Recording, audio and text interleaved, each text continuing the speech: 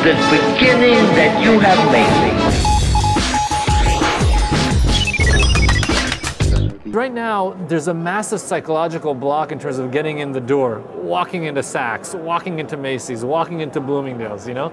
And what you see, at least in the United States, is just basically retail panic, chasing market share and chasing volume as much as possible. Most retailers right now are taking conventional approaches to addressing the meltdown. Sales that would have ordinarily been in January are now in November. So whereas I used to give coupons before, now I'm just going to give more coupons. I used to have price cuts before, I'm going to have even more price cuts.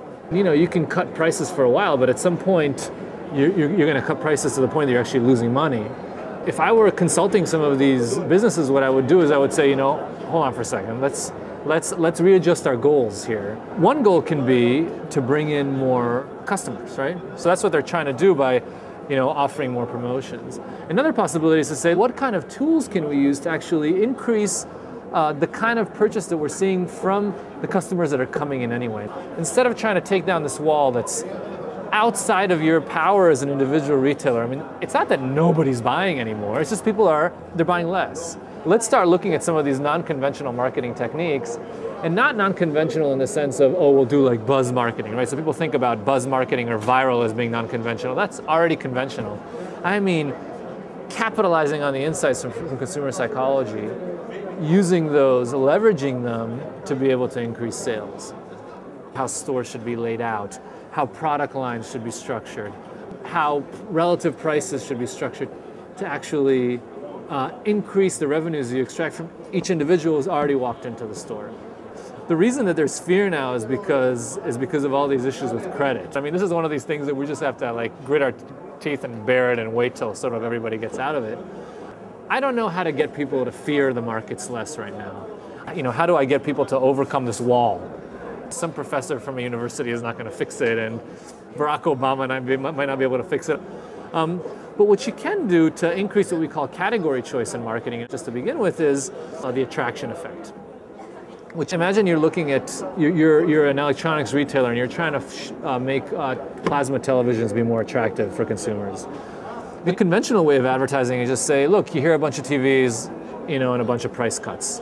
They hope that if they give you enough, you know, you'll say, oh, you know what, I'm getting compensated for overcoming my fear here by having a low enough price. There's a limit to how much they can do that, because at some point they run up against their costs, right? And they can't go below their costs.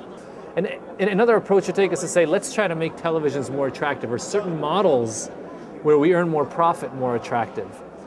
Like, imagine I have two televisions, but one television that's good on resolution, but less good on size. And the other one is low resolution, larger TV, right? So now what we would advise them to do in marketing would be to present a television that's as good in resolution as the high resolution one, but a little bit smaller.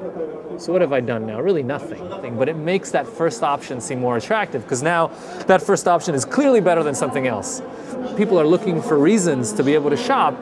You're showing them this relationship that makes it easy. So there's a really good deal. I can get something really that's better than something else.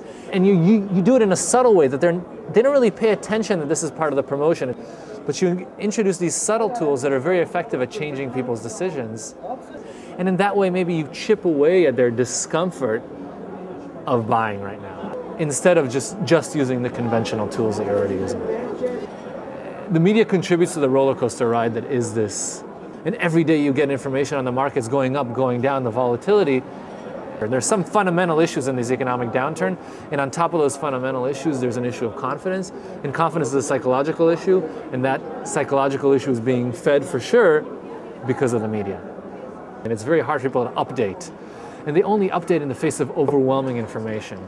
And so any individual bailout isn't going to make the difference. This is going to take time. It's not like a burst bubble. Like, we're out of bubbles.